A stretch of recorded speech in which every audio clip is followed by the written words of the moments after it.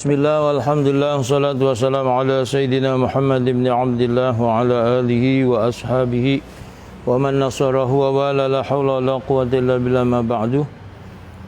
Qala al-mu'allifu wa syarihu rahimahumullahu ta'ala wa adaman nafa bihima wa bi'ulumihima fi daraini amin. Bapak dan saudara, pegang kitab halaman 7, masalah yang kedua.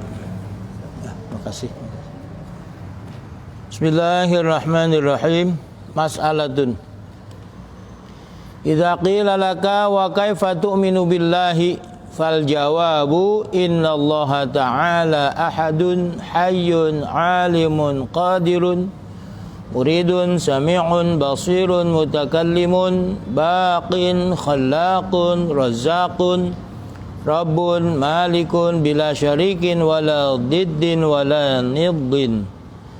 Bapak dan saudara, jamaah Masjid Nurul Yakin yang dirahmati Allah bil khusus Pemanda Bapak Gaji Ghazali Musannif, Ketua DKM, Ketua Majelis Taklim Bapak Haji Hanafi, ganti belum? Belum ya? Bapak Haji Hanafi, mudah-mudahan Allah berikan kesembuhan. Bapak dan saudara, jamaah yang dirahmati Allah, sebelum kita mulai kajian, kita baca suratul Fatihah buat kesembuhan Bapak Haji Mas'ud. Kemarin dia operasi prostat. Mudah-mudahan sudah selesai operasinya, mudah-mudahan cepat sembuh. Kemudian Bapak Haji Mujiwardoyo, Bapak Haji Hanafi, dan juga Bapak Muhyiddin, udah lama sakit, mudah-mudahan cepat sembuh, kembali lagi bersama kita. Halo, assalamualaikum. Lagi ngaji, ntar ya. Lagi ngaji ntar ya. Yuk. Al-Fatihah. A'udzubillahi minasyaitonirrajim. Bismillahirrahmanirrahim. Alhamdulillahi rabbil alamin arrahmanirrahim maliki yaumiddin. Iyyaka na'budu wa iyyaka nasta'in. Ihdinas siratal mustaqim, siratal ladzina an'amta 'alaihim ghairil maghdubi 'alaihim waladdallin. Amin. Bapak dan saudara, kemarin sudah kita bahas tentang hakikat iman dan kaitannya. Beriman kepada Allah, beriman kepada malaikat, kepada kitab, rasul, hari kiamat, takdir baik dan buruk yang semua bersumber dari Allah. Kemarin juga kita bahas kadar keimanan seseorang, ada yang imannya taklid, ada yang imannya tahqiq, dan ada yang imannya berdasarkan dalil istidlal. Nah, yang sekarang yang kita perinci satu persatu tuh. Iman kepada Allah itu bagaimana? Ini di kajian ini akan kita lebih banyak membahas tentang sifat-sifat Allah.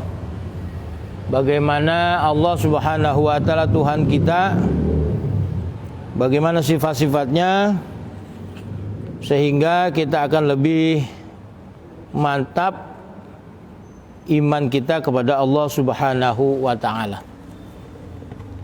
Bismillahirrahmanirrahim. Mas'alatun, sebuah masalah. Idza qila laka, bila ditanyakan kepadamu, wa kaifa tu'minu billahi, bagaimana kamu beriman kepada Allah. Nah, beriman kepada Allah itu bagaimana? Fal jawabu, maka jawabannya, innallaha ta'ala ahadun, sesungguhnya Allah Ta'ala ahadun, zat yang Maha Esa, tunggal, tidak berjumlah. Hayyun, Allah hidup. Bagaimana mungkin pencipta alam ini mati? Nah, di Quran itu ngantuk aja tidak mungkin, apalagi mati. Allah hidup.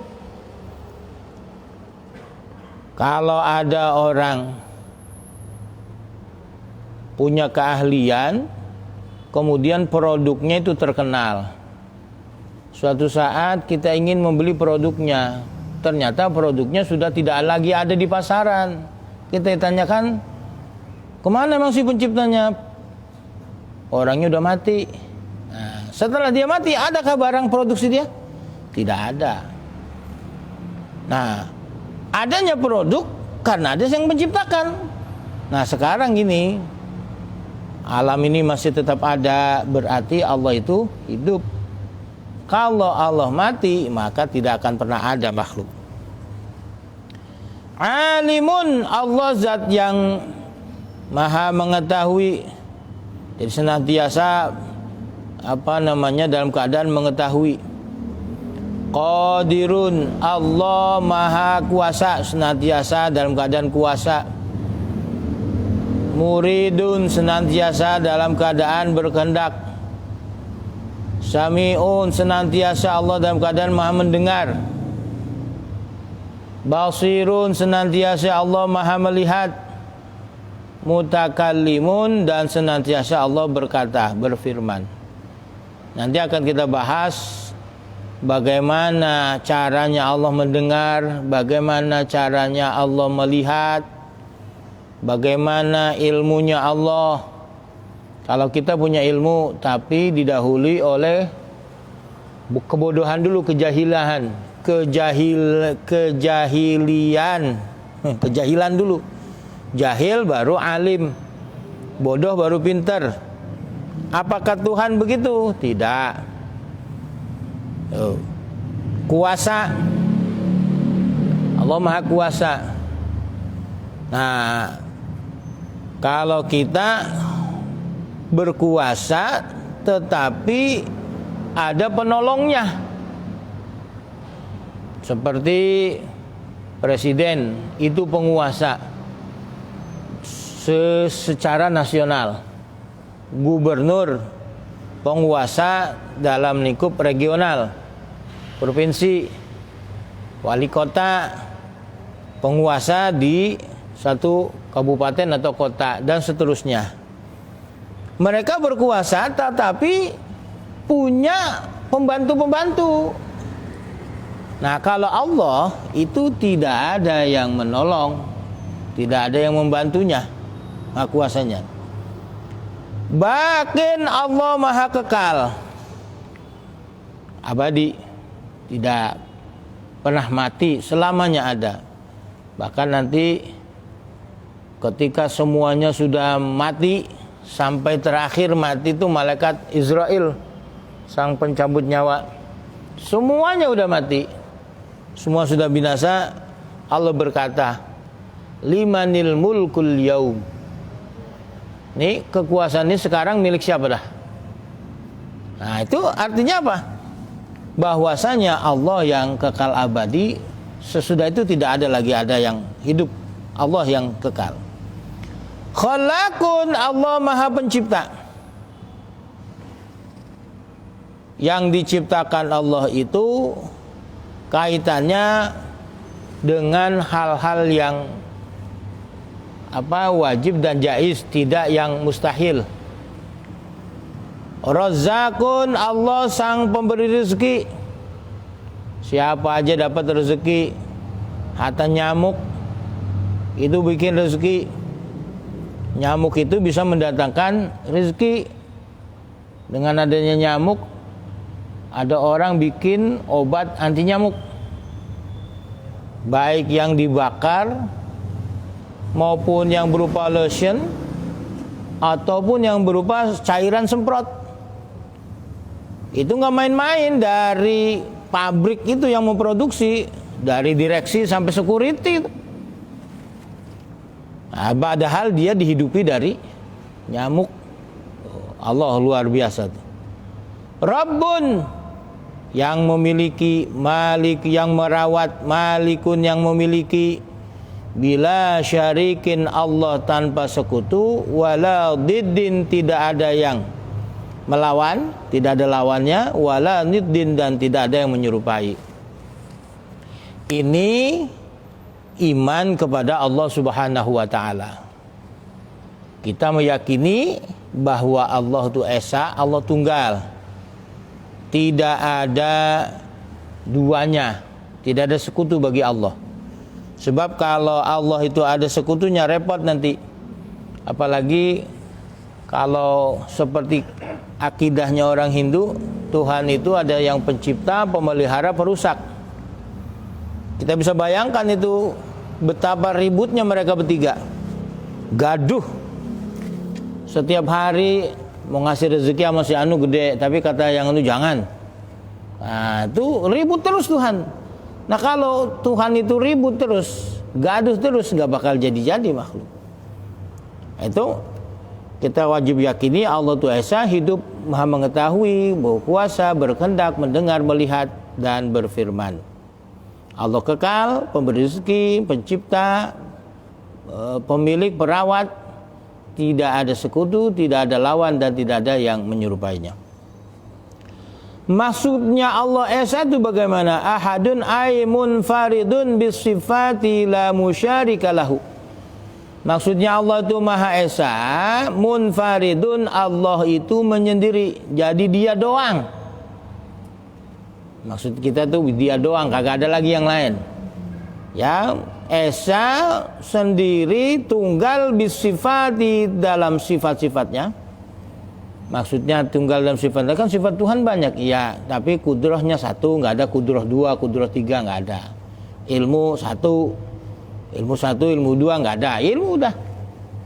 Itu tunggal dalam sifatnya. La musyarika lahu, tidak ada sekutu baginya. Tidak ada kawan, tidak ada lawan, tidak ada yang menyerupai.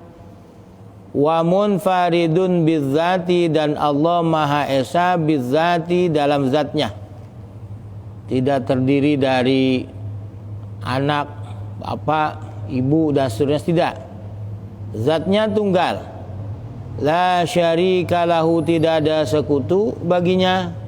Wa bil af'ali, dan juga tunggal dalam pekerjaannya. Ini kita yakini bahwa Allah Maha Esa dalam sifat, Esa dalam zat, Esa dalam pekerjaannya. Hayyun. Nah, Allah itu Maha hidup. Bagaimana hidupnya Allah? Bihayatin qadimatin qaimatin bizzati la biruhin. Hidupnya Allah bihayatin qadimatin, dengan sifat hayat yang qadim. Qaimatin, yang mana sifat hayat itu menetap bizzati pada zat Allah, la biruhin, tidak hidup sebab ruh. Beda dengan kita. Kita hidup ini karena ada ruhnya. Kalau ruhnya dicabut, mati. Sama seperti mainan bocah, robot. Nah, itu robot itu dia bisa bergerak selama ada baterainya. Lah kalau baterainya soak atau baterainya dicabut, maka berhenti itu dia bergerak. Nah, kira-kira seperti itulah makhluk itu, dia hidup karena ada ruhnya. Sedangkan Allah Subhanahu wa taala, hidup itu, hidupnya Allah tidak dengan ruh. Allah Maha hidup karena sifatnya Allah adalah sifat Maha hidup, sifat yang menetap pada zatnya, tidak dengan ruhnya. Jadi hidupnya Allah itu merupakan sifat hidupnya Allah Subhanahu wa taala, bukan dengan ruh. Beda dengan kita makhluk. Nah, kemudian Allah Maha mengetahui. Bagaimana ilmunya Allah? Alimun. Allah Maha mengetahui bi'ilmin qadimin, artinya pengetahuan Allah itu dengan ilmu yang qadim. Jadi sifat itu qaimin bizzat, yang mana sifat itu menetap pada zat Allah. Ilmu tadi muhitun bil wajibi wal jaizi wal mustahili. Sifat ilmunya Allah itu meliputi yang wajib. Wajib di sini maksudnya bukan wajib dalam pengertian syariat. Kalau pengertian syariat, wajib itu dikerjakan dapat pahala, ditinggalkan berdosa. Itu wajib menurut syariat. Wajib di sini maksudnya secara logika. Artinya menurut logika wajib ada, harus ada. Ya, wajib menurut logika harus adanya, dan menurut logika kalau nggak ada nggak masuk akal. Tuh. Harus ada dan tidak boleh tidak ada, itu maksudnya wajib dalam pengertian syariat. Ilmunya Allah itu meliputi hal yang harus ada, tidak diterima oleh akal ketiadaannya. Seperti begini, Allah Subhanahu wa ta'ala itu wajib adanya. Menurut logika pasti Tuhan itu ada. Tidak mungkin Tuhan itu tidak ada. Logika kita nggak nerima. Apa iya ada makhluk nggak ada yang nyiptain? Itu nggak masuk akal. Nah, ini maksudnya wajib secara akal.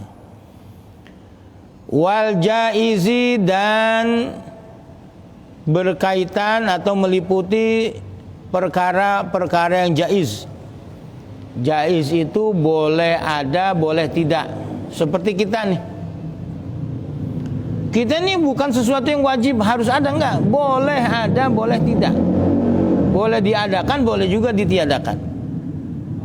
Wal mustahili, dan hal-hal yang mustahil. Mustahil itu yang tidak masuk akal. Seperti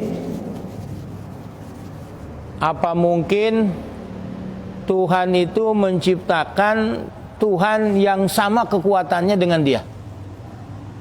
Itu mustahil itu. Kalau kita kaitkan dengan sifat kudrah, Allah kan maha kuasa. Apa aja dia biasa bikin, tetapi itu tidak mungkin terjadi.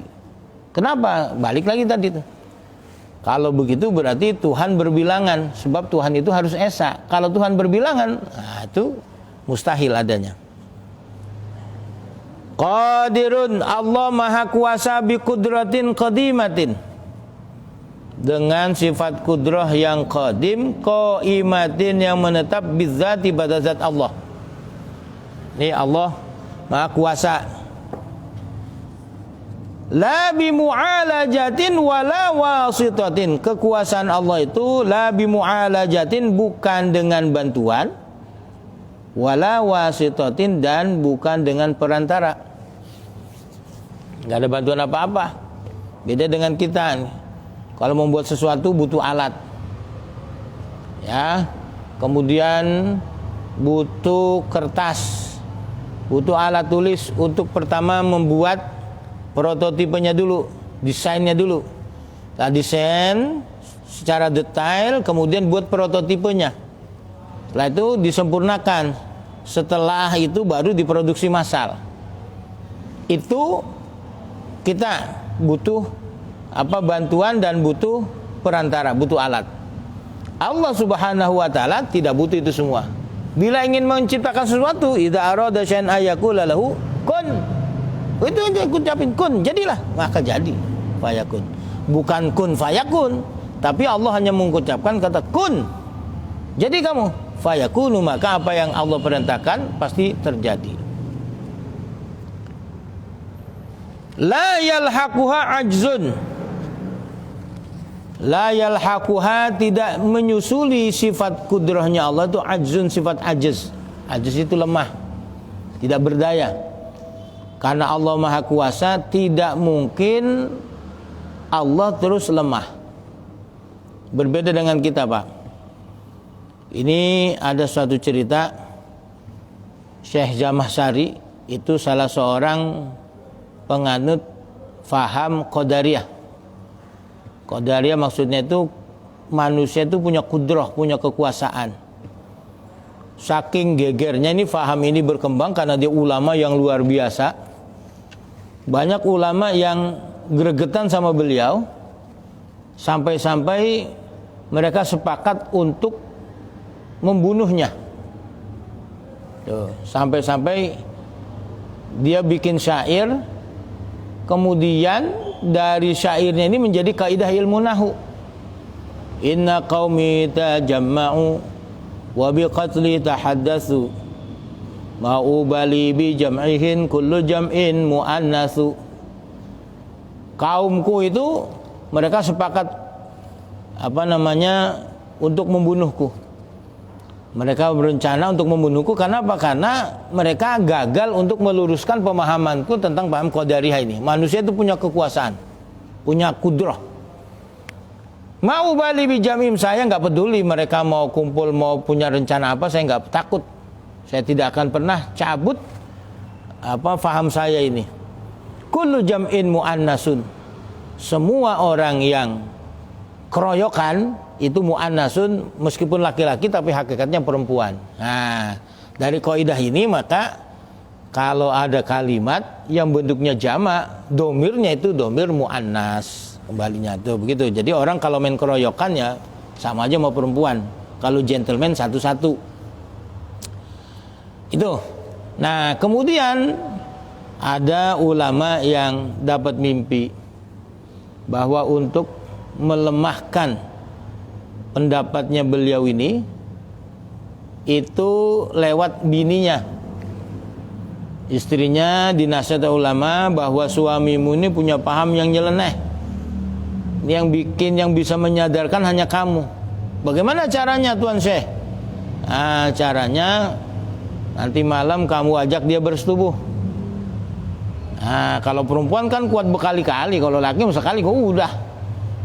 Nah, itu nanti kalau sudah selesai, ajak lagi dia terusin untuk kali kedua, ketiga dan seterusnya. Begitu malam tiba dipraktekin. Sang istri begitu selesai melayani suaminya, dia sudah ejakulasi, kemudian sama istrinya bilang, "Bang, ayo lagi. Udah neng, abang gak kuat." Lah kan abang punya kudrah, punya kekuatan, kenapa kok sekali doang? Nah, dari situ kemudian beliau sadar bahwasanya pendapatnya itu keliru. Tuh Bapak dan Saudara, ini perempuan meskipun dianggap makhluk yang lemah tapi bisa mengalahkan laki-laki. Ada lagi kisah seorang perempuan di zaman Fir'aun. Fir'aun itu punya istri Asiyah. Asiyah ini seorang wanita yang mukminah yang merawat Nabi Musa sehingga Nabi Musa tidak dibunuh oleh Fir'aun. Nah, itu Asiyah ini beriman kepada Allah, tidak ikut beranggapan Fir'aun sebagai Tuhan. Suatu saat dia berdakwah kepada dayang-dayangnya Fir'aun. Fir'aun itu bukan Tuhan. Tuhan kita itu Allah yang menciptakan kita semua, memberikan hidup dan seterusnya. Tetapi dayang-dayang ini nggak mau percaya. Akhirnya bagaimana caranya? Fir'aun kemudian diajak ngomong, "Bang, saya punya teka-teki nih, kalau abang menang, abang berarti hebat. Tapi kalau abang kalah, abang harus kena hukuman." Apa hukumannya? Abang jalan dari gerbang istana menuju istana masuk telanjang bulat. Ini taruh-taruhannya. Fir'aun karena ngaku dia sebagai Tuhan, ya pasti gua menang. Akibatnya apa? Ketika soal itu diajukan oleh Asiyah kepada Fir'aun, Fir'aun gak bisa jawab. Kalah dia. Apa yang terjadi? Kata Asiyah, "Bang, ayo, abang kan kalah, laksanakan itu. Buka baju, jalan dari gerbang istana masuk ke dalam istana." Kata Fir'aun, "Jangan gitu, ganti yang lain deh. Kamu mau minta apa? Saya kasih. Minta harta apa saya kasih." Apa kata Asiyah? "Bang, abang kan ngaku Tuhan. Yang namanya Tuhan itu la yukhliful mi'ad, enggak menyalahi janji, pasti menepati janji. Masa Tuhan bohong? Enggak mungkin itu." Dalam kata Fir'aun, karena dia ngaku sebagai Tuhan, panas dia. "Oke dah, enggak apa-apa dah." Dia telanjang bulat, lepas semuanya pakainya, jalan dari gerbang istana masuk ke dalam istana. Apa yang terjadi? Ketika dia jalan, seluruh orang yang ada di istana ngelihat. Orang kalau telanjang bulat itu jelek. Makanya kudu ditutupin. Belum perabotannya tuh. Orang Arab kan gede-gede. Kayak apa itu? Nah, ini dari situ kemudian dayang-dayang kufur terhadap Fir'aun, beriman kepada Allah Subhanahu wa ta'ala. Tuh Bapak dan Saudara, perempuan yang dianggap lemah tapi luar biasa. Ini. Nah, muridun bi iradatin qadimatin qaimatin bidzat. Amatu ta'alluqi lil mumkinati. Amatu ta'alluqi lil mumkinati, sifat kudrah itu berhubungan atau berkaitan dengan semua hal yang mungkin. Di umum, bersifat umum. Sifat kudrah itu berta'alluq, berhubungan, berkaitan dengan semua perkara yang mungkin.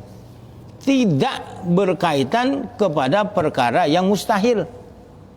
Seperti tadi tuh, kita jangan mengait-ngaitkan begini, Allah kan maha kuasa. Kalau maha kuasa bisa bikin apa aja. Kemudian kita coba-coba mengolah akal kita, kalau memang Tuhan itu maha kuasa, Tuhan bisa dong bikin Tuhan yang sama kekuasaan seperti dia. Nah, ini hati-hati Bapak Ibu sekalian, jangan diterus-terusin. Ini setan bisa masuk ke belinger kita. Nah, kaitannya sifat kudrah ini dengan perkara yang mungkin terjadi, yang tidak mungkin enggak ada kaitan dengan kudrah. Kalau memang dipaksakan, Tuhan itu dipaksa untuk menciptakan Tuhan yang versinya sama dengan dia, berarti berbilangan Tuhan. Lah kalau Tuhan ada berbilangan, mungkinkah itu? Tidak. Makanya itu tidak bisa dipaksakan sifat kudrah berkaitan dengan perkara yang mustahil. Maka sifat kudrah itu hanya bisa berkaitan dengan sifat yang mungkin terjadi. Ya, mungkinkah gajah masuk ke dalam lubang jarum? Nah, itu bisa-bisa saja. Gajah masuk ke dalam lubang jarum. Ini seperti dalam cerita dulu ketika saya di pesantren di Buntet. Itu ada santri yang sembarangan tidur di bawah beduk, di bawah kentongan. Ada yang dia itu dimasukin jin ke dalam beduk. Nah, kalau beduk di sana itu dua-duanya tertutup, jadi dia ada di dalam. Lah bagaimana masuknya itu? Yang lebih seru lagi, dia ada di dalam kentongan. Nah, itu kan tidak mungkin. Kentongannya segede itu kan, lubangnya kecil, tapi ada dia di dalam itu lagi tidur. Nah, ini perkara yang mungkin. Tetapi kalau yang mustahil itu tidak bisa. Seperti Allah menciptakan Tuhan yang sama, versinya seperti dia, itu tidak mungkin terjadi. Kenapa? Kalau begitu nanti akan berbilangan Tuhan. Tuhan berbilangan itu sesuatu yang mustahil. Makanya kudrah ini tidak berkaitan dengan sifat yang mustahil, hanya kepada yang perkara mungkin. Sami'un, sifat Allah berikutnya Sami'un, Allah maha mendengar. Maksudnya Allah maha mendengar bagaimanakah? Pakai kuping kah? Ay mudrikul masmu'ati bisam'in qadimin bizzati. Allah dapat mengetahui semua hal yang bisa didengar. Nah, dengarnya dengan apa? Bisam'in qadimin, dengan sifat pendengaran yang qadim, bizzati yang menetap pada zat Allah Subhanahu wa taala. Tuh. Jadi sifat sama Allah ini tidak dengan pendengaran, tidak dengan alat dengar. Beda dengan kita. Kita mendengar itu dengan bantuan alat dengar. Allah Subhanahu wa taala mendengar tidak dengan alat dengar. Kenapa? Karena itu sifat Allah, sifat sama, sifat maha mendengar, sifat itu menetap pada zatnya Allah Subhanahu wa taala. Berikutnya, basirun, Allah maha melihat. Maksudnya maha melihat bagaimana? Ay mudrikul mubsirati, Allah mengetahui semua hal yang dapat dilihat. Jadi apa saja yang bisa dilihat, Allah tahu semuanya itu. Sampai bakteri, sampai virus, itu meskipun tidak bisa dilihat dengan mata telanjang, tetapi bisa dilihat dengan mikroskop. Nah, mikroskopnya itu ada yang mikroskop khusus, mikroskop elektron, yang khusus untuk melihat benda-benda yang sangat-sangat kecil sekali. Ya mikroskop biasa nggak bisa lihat, dengan mikroskop elektron bisa dilihat. Artinya apa? Itu semua masih benda-benda yang bisa dilihat. Meskipun itu tidak bisa dilihat oleh mata biasa, dengan alat bantu itu tetap sesuatu yang bisa dilihat. Allah Subhanahu wa taala melihat itu, ya, mudrikul mubsirati hala wujudiha, ketika berwujud, bibasarin qadimin, dengan sifat penglihatan yang qadim, qaimin bizati, yang menetap pada zat Allah Subhanahu wa taala.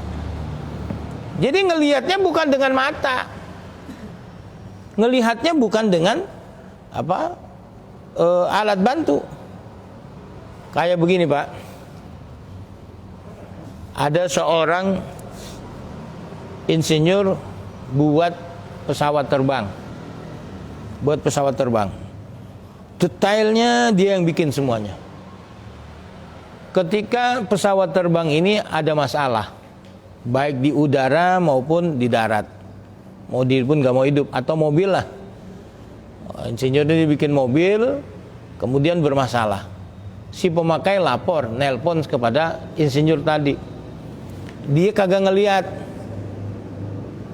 Ketika laporan ini nggak mau digas, coba itunya tuh lihat, mungkin ada yang snack. Nah, benar terjadi. Itu bagaimana? Ya itu tadi, karena dia mengetahui itu semua meskipun tanpa melihat. Ini begitu juga, ini kira-kira gambarnya begitu, Bapak dan Saudara. Jadi Allah Subhanahu wa taala itu melihat segalanya tanpa bantuan alat, kelopak mata, bola mata, retina, uratul saraf, dan semuanya. Tidak perlu itu semua. Loh. Karena apa? Karena Allah melihatnya itu, karena itu merupakan sifat melihat, itu merupakan sifatnya Allah yang menetap pada zatnya. Jadi Allah Subhanahu pasti maha melihat. Melihatnya seperti apa? Tidak dengan alat, tidak dengan bola mata. Mutakallimun, sifat berikutnya mutakallimun, Allah Subhanahu wa taala berfirman. Jadi Allah berkata-kata. Maksudnya apa? Ya kalimat-kalimat Allah perintah kepada siapa? Kepada seluruh alam ini. Matahari terus bergerak. Kan dalam keterangan hadis yang pernah kita bahas dulu di dalam Abi Jamrah, itu matahari, bulan itu bersujud kepada Allah untuk berhenti beredar. Tapi Allah perintahkan terus beredar. Ini apa? Allah berfirman, bikalamin qadimin, dengan firman yang qadim, dengan kalam yang qadim, qaimin bizzati, yang menetap pada zat Allah. Artinya Allah Subhanahu wa taala berbicara tidak seperti kita, perlu artikulator, alat untuk berbicara. Ada lidah, ada rongga mulut, kemudian ada macam-macam itu untuk mengeluarkan suara. Ini Allah Subhanahu wa taala tidak butuh itu semua. Sehingga karena tidak pakai alat, laisa biharfin wala sautin. Firman Allah itu, kalamullah itu tidak ada hurufnya, wala sautin, dan tidak ada suaranya. Tuh, bingung kita ini. Firman Allah enggak ada hurufnya, enggak ada suaranya. Lah bagaimana itu? Apa ada itu yang begitu? Nah, ini orang-orang Mu'tazilah itu iskal. Mereka muskil, mereka janggal, enggak mungkin ada kalimat ada kalamullah enggak pakai suara, tidak pakai huruf. Menurut saya ya masuk akal saja. Sama seperti kita membatin. Ada orang lewat perempuan, saya cakep amat tuh orang. Enggak ada kata-kata itu.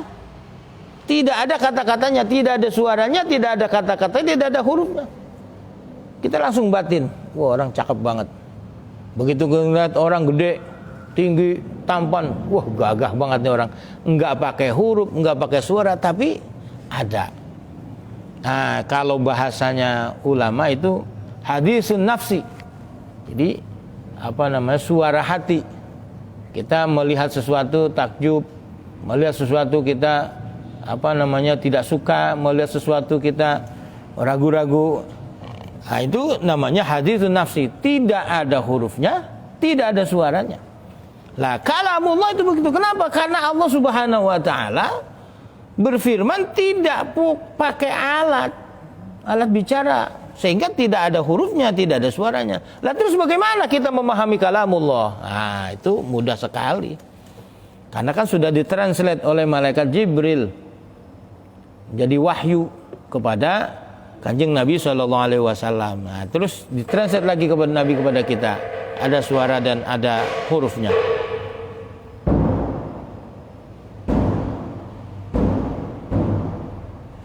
Fala yasbiquhu adamun wala yalhaquhu adamun. Fala yasbiquhu, dan tidaklah mendahului sifat kalamnya Allah adamun, adam, ketiadaan, wala yalhaquhu adamun, dan tidak disusuli dengan ketiadaan. Jadi bukan berarti dulu Allah belum bicara, Allah diam aja, kemudian nanti Allah bukan diam. Tidak. Senantiasa Allah Subhanahu wa taala berfirman. Kenapa? Karena nggak pakai alat. Beda kalau alat kita kan, mulut kita kadang-kadang kita serak, ngomong suara sember dan seterusnya. Karena tidak pakai alat, maka tidak diawali tidak berbicara dan tidak diakhiri tidak berbicara, selamanya Allah berfirman. Muta'alliqun bil wajibi wabil mustahili wabil jaizi. Sifat kalam Allah itu berhubungan, berta'aluk, berkaitan dengan perkara yang wajib menurut akal, maksudnya harus ada, tidak masuk akal kalau tidak ada. Wabil mustahili, dan yang mustahil maksudnya tidak masuk akal kalau adanya, dan tidak masuk akal kalau tidak adanya. Itu wabil jaizi, dan berkaitan juga dengan sifat yang jaiz, artinya boleh ada, boleh tidak. Contoh firman Allah berhubungan dengan perkara wajib menurut logika, wallahu a'lamu bishawab. Demikian Bapak dan Saudara, kajian kita malam ini berkaitan dengan beriman kepada Allah Subhanahu wa taala, yang salah satunya adalah kaitan dengan sifat-sifat Allah Subhanahu wa taala. Mudah-mudahan bermanfaat. Sebelum saya akhiri, mungkin ada mau ditanyakan, saya persilakan. Ya. Ketakutan pada Allah itu masuk dalam syirik nggak? Pada selain Allah. Terus? Iya, maksudnya kita takut kepada selain Allah itu masuk ke dalam syirik. Ya. Kita takut kepada selain Allah, apakah kita termasuk menyekutukan Allah? Tidak. Ya. Sebab apa? Manusia itu pasti punya rasa takut. Ya. Kalau ketakutan itu menjurus kepada bahwasanya itu yang membuat madorot kita, nah itu bisa jadi menyekutukan Allah. Tapi kalau hanya sekedar takut, ya biasa saja. Sebab manusia itu ada rasa ketakutan, dijelaskan walana buluwannakum minal khaufi wal ju'. Allah akan uji dengan rasa takut. Nah, itu wajar. Jadi kalau ketakutan itu sampai kepada bahwasanya dia nggak punya duit, dia bakal mati, dia ini akan gara-gara itu, nah itu bisa sampai ke sana. Tapi kalau hanya sebatas ketakutan yang biasa, ya tidak sampai begitu. Ada lagi? Ya. Surga neraka itu kan makhluk. Ya. Kita sudah mengajarkan anaknya mungkin sedikit keluar dari tauhid, sholat nanti masuk neraka. Padahal sifat Allah itu ada, itu absolut kebenarannya. Jadi kalau dibilang kecil 1 tambah 1 2 ya, orang fasik ya bilang 2, Ya. ya, orang soleh juga bilang 2, Ya. bilang 3 gitu. Meskipun tanpa dibayar sekalipun. Ya. Itu udah kebenaran absolut. Tapi kita kadang-kadang ngajarin anak ya sholat, dia masuk surga gitu. Bukan, jadi apa ya, tanpa surga neraka pun kita sebetulnya ya harus menyembah Allah. Ya. Nah, itu kebenaran absolut. Ya. Ini kita dari kecil kadang-kadang kita ngajarin anak itu udah menanamkan nilai-nilai yang mungkin gitu ada unsur apa namanya ya Imbalan. nanti imbalan bukan karena Allah gitu. Ya. Ya itu gimana? Baik. Kadang-kadang kita juga di fikih kadang-kadang Ustaz sama ngajar ya juga seperti itu, kadang-kadang jangan melakukan kemaksiatan iming-imingnya karena neraka gitu, bukan. Ya. Yang melakukan kebaikan iming-imingnya karena surga gitu. Ya. Jadi ada iming-iming di situ. Ya. Apakah salah begitu? Tidak.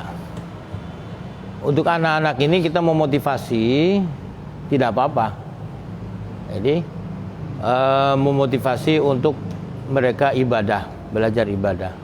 Tetapi itu nanti bisa terus diasah bahwasanya kita itu butuh kepada Allah Subhanahu wa taala setiap saat.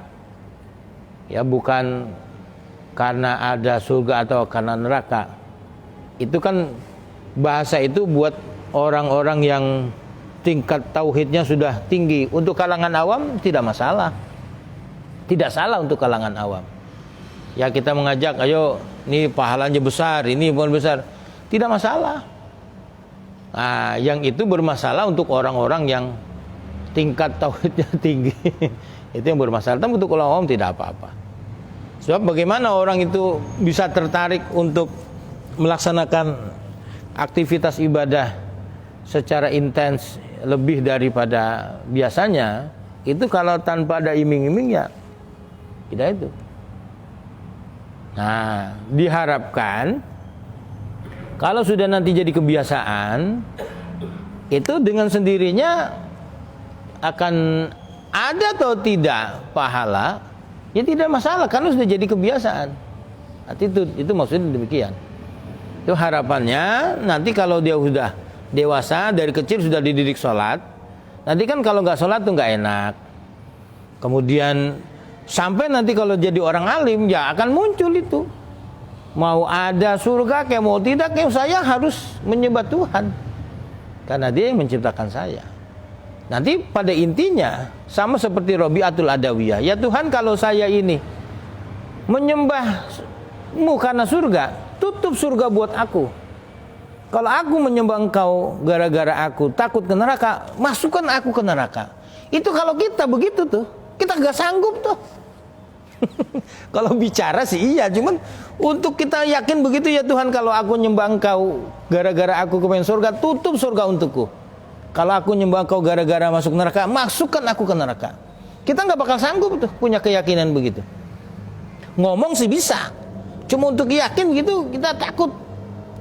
Nah, itu untuk kalangan orang-orang yang di atas.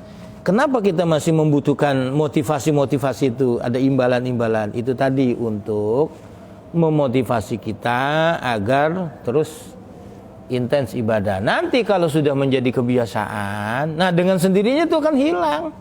Karena kita akan merasa nikmat, merasa lezat berkomunikasi dengan Allah. Kalau enggak, kayaknya enggak enak nih. Nah, akan jadi begitu, jadi kebiasaan. Ya karena kita baca Quran, kan enggak baca Quran kagak enak. Apa terus nanti kita ingat ini satu huruf bayar sekian? Apa kita ngitung-ngitung? Enggak tuh. Enggak jadi lagi, sudah tidak lagi, itu tidak jadi apa? Jadi motivasi kita lagi. Kenapa? Kita memang butuh ketenangan, ketentraman untuk berdialog dengan Allah dengan membaca ayat-ayatnya. Bahkan sampai ada orang yang baca Quran sampai nangis. Kita aja paham kagak. Nah, kayak begitu tuh. Nah, ini yang apa? Seperti itu. Jadi nggak salahnya. Cukup ya. Demikian, mudah-mudahan bermanfaat. Lebih kurang mohon maaf. Assalamualaikum warahmatullahi wabarakatuh.